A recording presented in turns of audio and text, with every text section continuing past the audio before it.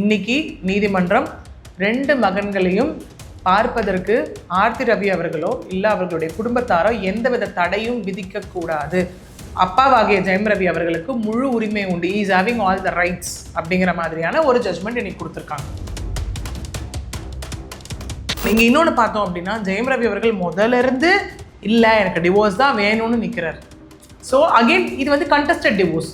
ஆர்த்தி அவர்கள் அங்கே டிவோர்ஸ் கொடுக்க மாட்டேன்னு நிற்கிறாங்க. தொடர்ந்து அடுத்தடுத்த கட்டம் போகும்போது இது எப்படி ஆகும் அப்படின்னா, முழுக்க எவிடன்ஸ் தான் அங்கே டிசைட் பண்ணும். ஓகே, ஸோ எவிடன்ஸை வச்சு தான் இங்கே ரவிமோகன் அவர்கள் சொல்கிறது உண்மையா இல்லை ஆர்த்தி ரவி அவர்கள் சொல்கிறது உண்மையா அப்படிங்கிறதே கோர்ட் வந்து எடுத்துகிட்டு போய் கன்சிடர் பண்ணி அடுத்த ஃபேக்டருக்கு போவாங்க. இல்லை ஜெயம் ரவி அவர்கள் சொன்னது எல்லாமே உண்மைன்ற பட்சத்தில் அவர் நிரூபிச்சுட்டாரு அப்படின்னா எஸ் அங்கே டிவோர்ஸ் அப்படிங்கிறது அங்கே கொடுக்கப்படக்கூடிய ஒன்றாக இருக்க போகுது. ஓகே, இல்லை அப்படியே பார்க்கும்போது ஆர்த்தி ரவி அவர்கள் தரப்பில் போகும்போது அந்த பெட்டிஷன் டிஸ்மிஸ் பண்ணப்படும். அடுத்து இருக்கக்கூடிய ஜெயம் ரவி அவர்களுக்கு இருக்கக்கூடிய ஆப்ஷன் அப்பீல் ஆப்ஷன். இல்லை குழந்தைங்க at the end of the day வந்து இல்லை எனக்கு வந்து போக வேண்டாம், எனக்கு வந்து இந்த மாதிரிலாம் நாங்கள் வந்து ரொம்ப ட்ராமா அனுபவிக்கிறேன் அப்படின்னு குழந்தைங்க சொல்கிற பட்சத்தில் சில பேர் மேலெலாம் இவர் அலிகேஷன் வச்சு அவரை அடுத்த ஃபார்வர்டு எடுத்துகிட்டு போகிறாரு அப்படின்னா எஸ் அவங்க எல்லாம் இந்த கேஸுக்கு உள்ள விட்னஸாக இன்க்ளூட் பண்ணப்படுற வாய்ப்புகள் நிறையவே இருக்குது. இவங்க 2 பேருக்கு இடையில வந்து ஒரு பேர் ரொம்ப அடிபட்டுட்டே இருந்துச்சு. திரும்ப கெனிஷா அப்படிங்கிற ஒருத்தவங்களுடைய பேர் அடிபட்டுட்டே இருந்தது. இவரும் அதை திரும்ப ஃப்ரெண்டுன்னு தான் கிளைம் பண்ணிட்டு இருந்தாரு. இவங்க தரப்புல இருந்து வந்துட்டு இல்லை ஃப்ரெண்டு கிடையாதுன்ற மாதிரியான ஒரு கிளைம்ஸ் இருந்தது. எல்லாமே இங்கே என்ன ஆயிடுச்சுன்னா, ஓப்பன் பிளாட்ஃபார்மில் ஒரு மீடியாவில் டிஸ்கஸ் பண்ணுற ஒரு விஷயமாவே ஆயிடுச்சு.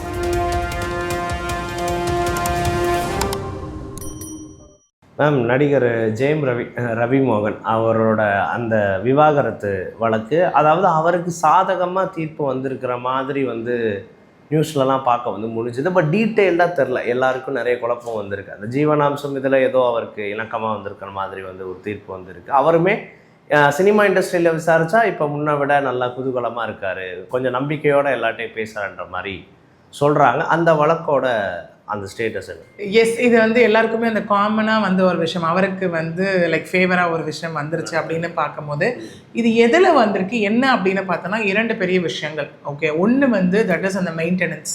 ஓகே, 2வது வந்து அந்த குழந்தைகளை பார்ப்பதற்கான அனுமதி.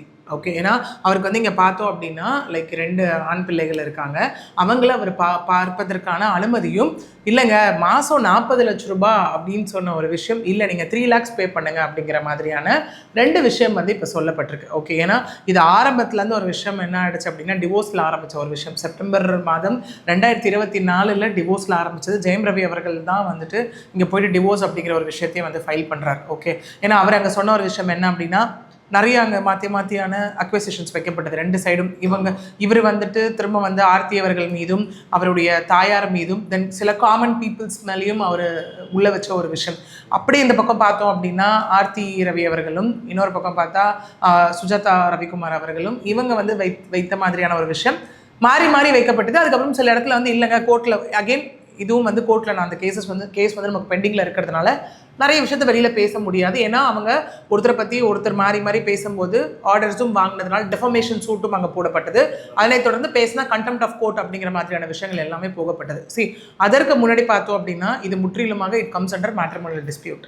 இது வந்து 2 பேரையும் சார்ந்த ஒரு தனிப்பட்ட வாழ்க்கை. ஓகே, அந்த இடத்துல இருக்கும் போது அடுத்தது நம்ம வந்து வாழணுமா இல்லை என்ன பண்ணணும் அப்படிங்கிறத டிசைட் பண்ண வேண்டியது அவங்க 2 பேர் மட்டும்தான் இங்கே. Okay, but social media platform அப்படின்னு வரும்போது அவங்க எடுத்துகிட்டு வரக்கூடிய விஷயம் என்னவாக இருக்குது அப்படின்னா, ஜெயம் ரவி அவர்கள் முதல்ல ஆரம்பிக்கும் போது இல்லை இந்த மாதிரி டிவோர்ஸ் ஒன்று போகிறோம், இது பேஸ்ட் ஆன் மியூச்சுவல் டிசிஷன் அப்படின்னு ஆரம்பித்த விஷயம். அதுக்கு ஆர்த்தி ரவி அவர்கள் திரும்ப பேசும்போது இல்லைங்க இது வந்து முற்றிலுமாக மியூச்சுவல் கிடையாது, அவர் ஆல் ஆஃப் அ சடன் சொல்லாமல் போய் டிவோர்ஸ் ஃபைல் பண்ணிட்டார் அப்படிங்கிற ஒரு விஷயம். இவங்க 2 பேருக்கு இடையில வந்து ஒரு பேர் ரொம்ப அடிபட்டுட்டே இருந்துச்சு. திரும்ப கெனிஷா அப்படிங்கிற ஒருத்தவங்களுடைய பேர் அடிபட்டுட்டே இருந்தது. இவரும் அதை திரும்ப ஃப்ரெண்டுன்னு தான் கிளைம் பண்ணிட்டு இருந்தாரு. இவங்க தரப்புல இருந்து வந்துட்டு இல்லை ஃப்ரெண்டு கிடையாதுன்ற மாதிரியான ஒரு கிளைம்ஸ் இருந்தது. அதனை தொடர்ந்து ஜெயம் ரவி அவர்கள் தரப்புல இருந்து வந்து லைக் 3rd பர்சன்ஸோட இன்ஃப்ளூயன்ஸ்னால அந்த இடத்துல ஃபினான்ஷியல் ஆப்ளிகேஷன்ஸ்னால இந்த மாதிரியான விஷயங்கள்னால தான் நான் 15 வருடம் எங்களுடைய வாழ்க்கை நான் நிறைய அனுபவிச்சிருக்கேன் அப்படிங்கிற மாதிரி அவர் நிறைய விஷயத்த எல்லாமே இங்கே என்ன ஆயிடுச்சுன்னா, ஓப்பன் பிளாட்ஃபார்மில் ஒரு மீடியாவில் டிஸ்கஸ் பண்ணுற ஒரு விஷயமாவே ஆயிடுச்சு இல்லையா. ஏன்னா அவரோட இன்ஸ்டா பக்கத்தில் வந்து அவர் சில லெட்டரேட்டில் சில விஷயங்களை போட ஆரம்பிச்சு, அதுக்கப்புறம் ஆர்த்தி அவர்கள் போட்டு திரும்ப அவர் போட்டு இது மாறி அப்புறம் கெனிஷா அவர்கள் வந்து போட்டு இப்படி மாறி போட்ட ஒரு விஷயம். ஃபைனலாக கோர்ட்டு தான் அதுக்கும் ஒரு க்ளோஷர் கொடுத்தாங்க, யாரும் யாரை பற்றியும் பேசிக்க கூடாது அப்படிங்கிற ஒரு விஷயம். அதனைத் தொடர்ந்து நமக்கு 2 மாதங்களுக்கு முன்பாக மே மாதம் பார்த்தோம் அப்படின்னா கெனிஷா அவர்கள் ஒரு வீடியோ போட்டிருந்தாங்க அந்த இடத்துல இல்லையா.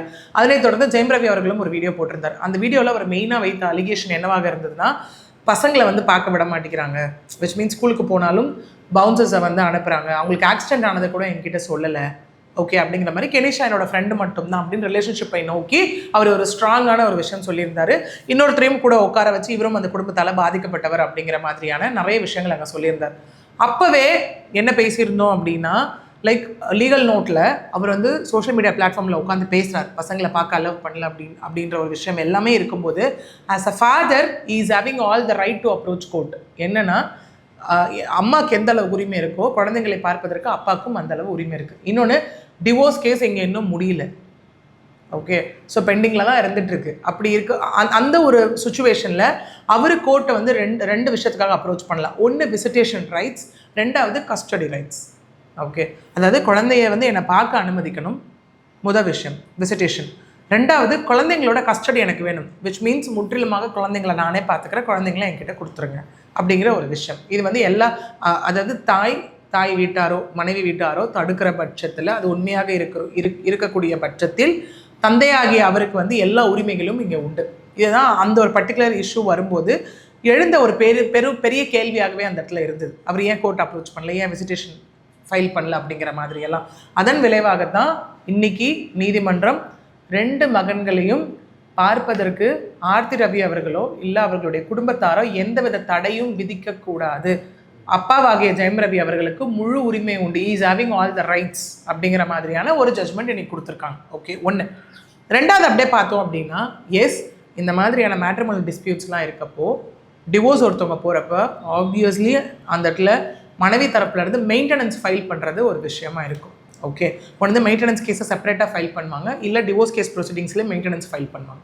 125 CRPC படி நம்ம பார்க்குறோம் அப்படின்னா, அப்போ என்ன ஆகுனா, லைக் அவங்க வந்து மனைவி தரப்புலேருந்து சொல்லலாம். இன்னொன்று, ஆர்த்தி ரவி அவர்கள் தரப்பில் இங்கே ஒரு விஷயம், ஒரு பெரிய அலிகேஷன் வச்சுருந்தாங்க. என்னென்னா, ஏப்ரல் 2025 ஜெயம் ரவி அவர்கள் வந்து குழந்தைங்களுக்கான ஸ்கூல் ஃபீஸ் கட்டலை, எதுவுமே கொடுக்கறது இல்லை அப்படிங்கிற மாதிரியான ஒரு விஷயம் வந்து அங்கே சொல்லப்பட்டது. ஓகே, அதற்காக அவங்க என்ன கேட்டிருந்தாங்கன்னா, மந்த்லி லைக் எக்ஸ்பென்சஸ், குழந்தைங்களோட ஸ்கூல் ஃபீஸ் எல்லாத்துக்கும் சேர்த்து எங்களுக்கு 40 lakhs வந்து எனக்கு ஒரு அமௌண்ட் வேணும் அப்படிங்கிற மாதிரி கேட்டிருந்தாங்க. கோர்ட்டும் அங்கே 40 lakhs வந்து அவார்ட் பண்ணியிருந்தாங்க. ஓகே, இதனை எதிர்த்து தான் இங்கே என்ன பண்ணியிருந்தாங்க அப்படின்னா, ஒரு பெட்டிஷன் ஆனது வந்து அங்கே ஃபைல் பண்ணப்பட்டிருந்தது. ஓகே, ஸோ அதன் விளைவாக தான் இங்கே வந்து இல்லைங்க, மந்த்லி 3 lakhs இப்போ ஃபைல் பண்ணணும், மந்த்லி 3 lakhs இப்போ பே பண்ணணும் அப்படின்னு சொல்லப்பட்டிருந்தது. ஓகே, ஏன்னா இங்கே மெயின்டெனன்ஸ் அமௌண்ட் அப்படிங்கிறது வந்து அந்த அசட்ஸ் அண்ட் லைபிலிட்டிஸ் பெட்டிஷனை வச்சு மட்டும்தான் டிசைட் ஆகும்.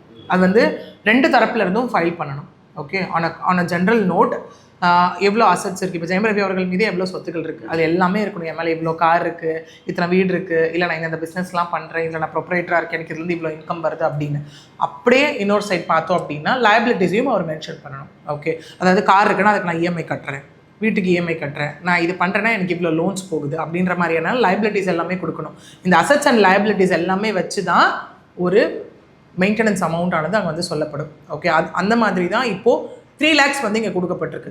இன்னொரு பக்கம் இதுவே சில இடத்துல வந்து ஏர்ன் பண்ணக்கூடிய மனைவிகளாக இருந்தாங்க அப்படின்னா, சில இடத்துல பார்த்தோன்னா ஹஸ்பண்டோட மனைவிகள் ஜாஸ்தி ஏர்ன் பண்ணுவாங்க, ஹஸ்பண்டுக்கு நிகராக இந்த இடத்துல ஏர்ன் பண்ணுவாங்க. அப்படி இருக்கும்போது கண்டிப்பாக அந்த இடத்துல குழந்தைங்களோட ரோலும் உள்ளே வரும். இல்லை ஹவுஸ் ஒய்ஃபாக இருக்காங்கன்னா அவங்களுக்கான மெயின்டெனன்ஸும் இங்கே வந்து கிளைம் பண்ணி உள்ளே கொண்டு வரப்படும். ஓகே, ஸோ அதன் விளைவாக தான் இப்போ இன்ட்ரீம் மெயின்டெனன்ஸ், விச் மீன்ஸ் இது வந்து ஒன் டைம் செட்டில்மெண்ட்டோ அலிமோனியோ அந்த மாதிரி கான்செப்ட்ஸ்லாம் கிடையாது. கேஸ் பெண்டிங்கில் இருக்குது. ஸோ நீங்கள் அந்த கேஸ் அடுத்தடுத்து கட்டம் போகுது. நீங்கள் இப்போது இன்ட்ரீமாக ஒரு 3 லட்சம் கொடுக்க ஆரம்பிக்கணும் அப்படின்னு சொல்லி, இது 2ம் தான் ஜெயம் ரவி அவர்களுக்கு இப்போது நீதிமன்றத்திலேருந்து லைக் ஃபேவராக கொடுக்கப்பட்ட ஒரு விஷயம். அதுதான் இப்போ நம்ம எல்லாருமே பார்த்துக்கிட்டு இருக்கோம்.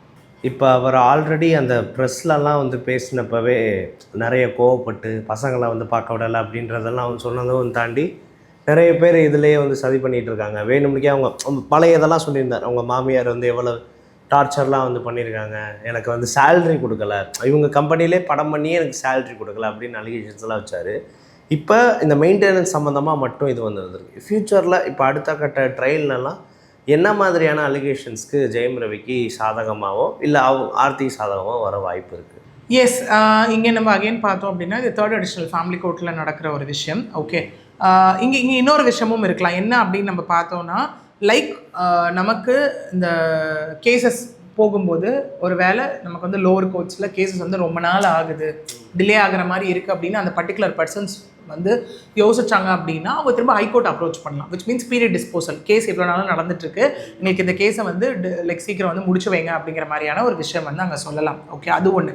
இங்கே இன்னொன்று பார்த்தோம் அப்படின்னா ஜெயம் ரவி அவர்கள் முதல்ல இருந்து இல்லை எனக்கு டிவோர்ஸ் தான் வேணும்னு நிற்கிறார். ஸோ அகெயின் இது வந்து கண்டஸ்டட் டிவோர்ஸ். ஆர்த்தி அவர்கள் அங்கே டிவோர்ஸ் கொடுக்க மாட்டேன்னு நிற்கிறாங்க. ஏன்னா நம்ம டிவோர்ஸ் கான்செப்ட்ஸ் எடுத்துக்கிட்டோன்னா ஒன்று கண்டஸ்டட் இல்லை மியூச்சுவல். ரெண்டு பேரும் மனம் ஒத்து ஒன்றாக சேர்ந்து பிரியும் போது அந்த மியூச்சுவல் டேர்ம்ஸ் அவங்களுக்குள்ள என்ன செட்டில்மெண்ட்ஸ் எல்லாமே அவங்க பேசிப்பாங்க. இல்லையா, கண்டஸ்டட் டிவோர்ஸ்னு கோர்ட்டுக்கு வரும்போது இந்த மாதிரியான விஷயங்கள் எல்லாமே அங்கே நடக்கும். ஓகே, ஸோ இந்த கேஸ் ஃபர்தராக போகும்போது இப்போ நமக்கு இன்ட்ரீம் பெட்டிஷனில் ஒரு விஷயம் ஆர்டர் ஆயிருக்கு. ஓகே, ஒரு மெமோ போட்டு பெட்டிஷன் போட்டு ஆர்டர் ஆயிருக்கு. தொடர்ந்து அடுத்தடுத்த கட்டம் போகும்போது இது எப்படி ஆகும் அப்படின்னா முழுக்க எவிடன்ஸ் தான் அங்கே டிசைட் பண்ணும். ஓகே, ஏன்னா இங்கே ரவிமோகன் அவர்கள் தரப்புல இருந்து அவர் சொல்லக்கூடிய ஒரு விஷயம் தொடர்ந்து நிறைய குற்றச்சாட்டுகள் வைக்கிறார். ஃபினான்ஷியல் ரீதியாக நான் சப்ரஸ் பண்ணப்பட்டேன், எனக்கு எதுவுமே கொடுக்கப்படலை அப்படிங்கிற மாதிரியான நிறைய விஷயங்கள் அவர் வைக்கிறார். அப்படியே இந்த பக்கம் திரும்பணும் அப்படின்னா ஆர்த்தி ரவி அவர்கள் தரப்புலையாக இருக்கட்டும், இல்லை அவர்களுடைய அம்மா தரப்புலையாக இருக்கட்டும், அவங்க சொல்லக்கூடியது இல்லைங்க நாங்கள் வந்து எல்லாமே ப்ராப்பராக பே பண்ண, எங்ககிட்ட எல்லா அக்கௌண்ட்ஸும் இருக்குது, எல்லா டாக்குமெண்ட்ஸும் இருக்குதுன்னு அவங்க வைக்கிறாங்க. ஸோ இந்த மாதிரி மாறி ஒருத்தர் சொல்லும் போது கோர்ட்டுக்குன்னு வரும்போது அங்கே எவிடன்ஸ் தான். எந்த கேஸாக இருந்தாலும் கோர்ட் அங்கே மெயினாக கன்சிடர் பண்ண போகிறது எவிடன்ஸை வச்சு மட்டும்தான். ஸோ எவிடன்ஸை வச்சு தான் இங்கே ரவிமோகன் அவர்கள் சொல்கிறது உண்மையா இல்லை ஆர்த்தி ரவி அவர்கள் சொல்கிறது உண்மையா அப்படிங்கிறது கோர்ட் வந்து எடுத்துகிட்டு போய் கன்சிடர் பண்ணி அடுத்த ஃபேக்டருக்கு போவாங்க. ஓகே, இல்லை ஜெயம் ரவி அவர்கள் சொன்னது எல்லாமே உண்மைன்ற பட்சத்தில் அவர் நிரூபிச்சுட்டாரு அப்படின்னா எஸ் அங்கே டிவோர்ஸ் அப்படிங்கிறது அங்கே கொடுக்கப்படக்கூடிய ஒன்றாக இருக்க போகுது. ஓகே, இல்லை அப்படியே பார்க்கும்போது ஆர்த்தி ரவி அவர்கள் தரப்பில் போகும்போது அந்த பெட்டிஷன் டிஸ்மிஸ் பண்ணப்படும். அடுத்து இருக்கக்கூடிய ஜெயம் ரவி அவர்களுக்கு இருக்கக்கூடிய option appeal option. Okay, so இதுதான் அடுத்தடுத்த லைக் ஸ்டெப்ஸாக இருக்கும். இப்போ ஆல்ரெடி அந்த கேன்ஷா அப்படின்ற அவங்க கேரக்டரையும் உள்ளே இழுத்து அவங்க அதுக்கப்புறம் கிளம்பிட்டாங்க, இவங்களோட லைஃப்பில் வந்து இல்லை அப்படின்ட்டு இவருமே சொல்லியிருந்தார். ஜெயம் ரவியுமே அந்த இன்டர்வியூவில் வந்து பேசுகிறப்ப சொல்லியிருந்தார். இப்போ இந்த மெயின்டெனன்ஸ் அதுக்கப்புறம் இந்த பர்சனல் இதெல்லாம் வந்து தாண்டி குஷ்பு அவர்களோட நேமெல்லாம் உள்ள ஜெயம் ரவி அவர்கள் இழுக்கிறத பார்க்க வந்து முடிஞ்சுது. அதுக்கப்புறமா நார்மலாகவே மாமியார் மேலேயும் நிறைய அலிகேஷன்ஸ் வந்து வைக்கிறாரு. ஸோ கோர்ட்டில் வந்து பேசுகிறப்ப இப்போ இது சம்மந்தமாக வந்து விஷயங்கள் வந்துறப்ப அது சம்மந்தமாக அவங்களும் ஆஜராக வேண்டிய சூழ்நிலைகள் வரும். எஸ், சரி, தேவைப்படும் பட்சத்தில்.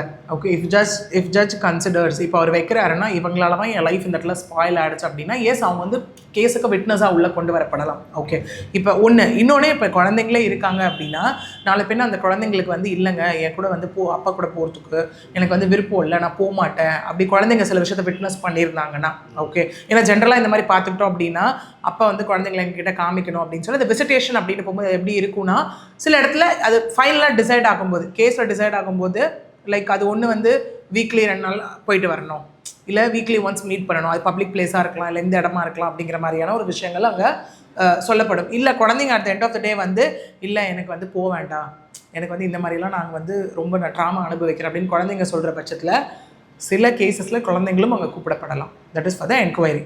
ஓகே, ஸோ சில பேர் மேலெலாம் இவர் அலிகேஷன் வச்சு அவர் அடுத்த ஃபார்வர்டு எடுத்துகிட்டு போகிறாரு அப்படின்னா எஸ் அவங்க எல்லாம் இந்த கேஸுக்கு உள்ள விட்னஸாக இன்க்ளூட் பண்ணப்படுற வாய்ப்புகள் நிறையவே இருக்குது.